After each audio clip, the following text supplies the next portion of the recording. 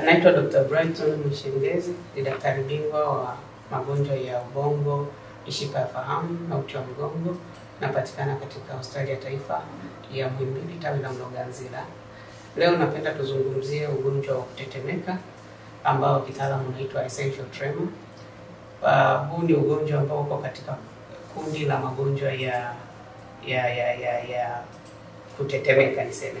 Kwa sababu magonjwa ya kutetemeka yako mengi sana, lakini tatizo la kutetemeka la namna ya essential tremor ndilo hasa ambalo linaonekana kuongoza magonjwa hayo ya kundi hilo la magonjwa ya kutetemeka. Hili ni tatizo ambalo linawakumba watu wote, wa kike na wa kiume, na hasa linaonekana kwa watu wenye umri wa miaka kuanzia 40 na kuendelea. Lakini watu wenye umri mdogo chini ya hapo, baadhi yao wanaweza kuwa na hilo tatizo. Tatizo la kutetemeka ni tatizo ambalo linaathiri maeneo mbalimbali ya mwili wa binadamu. Hasa tunaliona kwenye vidole vya mikono, mikono yenyewe, miguu, sauti pamoja na kichwa. Kwa hiyo kuna wagonjwa ambao wanaweza kuwa na tatizo hilo kwenye mojawapo hivyo viungo ambavyo nimevitaja, lakini wengine wanaweza wakawa na matatizo hayo kwa combination mbalimbali ya hayo maeneo niliyoyataja. Na wengine wanaweza wakawa na vyote, akawa anatetemeka sauti, mikono, miguu, kichwa na kimwili kwa ujumla. Ugonjwa huu chanzo chake hakiko wazi sana. Kuna asilimia kama 50 ya hili tatizo linaambatana na masuala ya kijenetiki, maana ni ugonjwa wa kurithi. Kwa hiyo asilimia kama 50 ya wagonjwa wenye tatizo hili tunaona kwamba wanakuwa na historia ya kuwa na wazazi ama mababu zao ambao walikuwa na tatizo kama hilo. Lakini asilimia nyingine ni wagonjwa ambao huwa hawana historia ya kijenetiki na huwa hawana sababu nyingine. Mojawapo ya vitu ambavyo vinaweza vikawa ni kisababishi cha tatizo hili ambavyo vinatibika kirahisi ni tatizo la kuwa na homoni nyingi ya thyroid.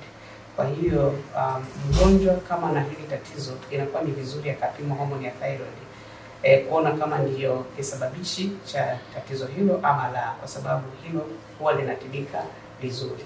Kwa hiyo tunapozungumzia tatizo la kutetemeka la aina ya essential tremor, dalili zake ni kwamba zinatokea zaidi pale mgonjwa anapokuwa anataka kutenda jambo fulani, kutumia mikono yake kufanya jambo fulani. Kwa hiyo tunaita action tremor, kwamba anapotaka kushika kamba za viatu, kufunga viatu, au anapotaka kushikiza vifungo, au labda kwa watu kama manesi wanapotaka kuchoma sindano kwa wagonjwa, ndipo anapoona mikono yake ina hali ya kutetemeka sana kuliko kama akiwa katika hali ya kawaida ya utulivu. Hii ni namna tofauti na aina nyingine za kutetemeka, kwa sababu aina za kutetemeka ziko nyingi. Nyingine ambazo sizizungumzii kwa wakati huu, mtu anaweza kawa anatetemeka akiwa tu katika hali yake ya kutulia.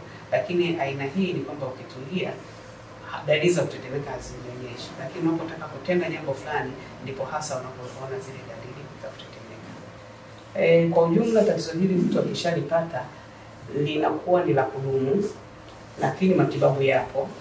Matibabu yake dawa zipo na yanahusisha zaidi kucontrol dalili za tatizo, kupunguza ile hali ya kutetemeka ama kuiondoa kabisa.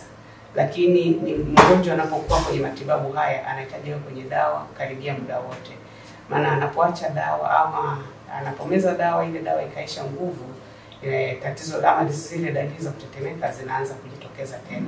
Kwa hiyo ni tatizo ambalo likishaanza na ikaonekana kwamba hakuna chanzo maalum, kama vile nilivyosema thyroid hormone kama haihusiki, mara nyingi utakuta kwamba mgonjwa huyu anahitaji kwenye dawa za mwendelezo kwa maisha yake yote, ili kudhibiti dalili hizi za kutetemeka na kumsaidia mgonjwa huyu aweze kufanya kazi zake vizuri. Kwa sababu kwa sehemu kubwa tunaona kwamba wagonjwa wenye tatizo la kutetemeka huwa wanashindwa kufanya kazi zao ndogo kama vile labda kufunga viatu, kamba za viatu ama vishikizo vya nguo na kazi nyingine ndogo ambazo hasa zinahusisha mikono.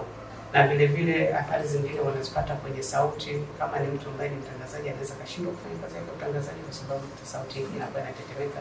Lakini matibabu yapo ya kudhibiti hizo dalili.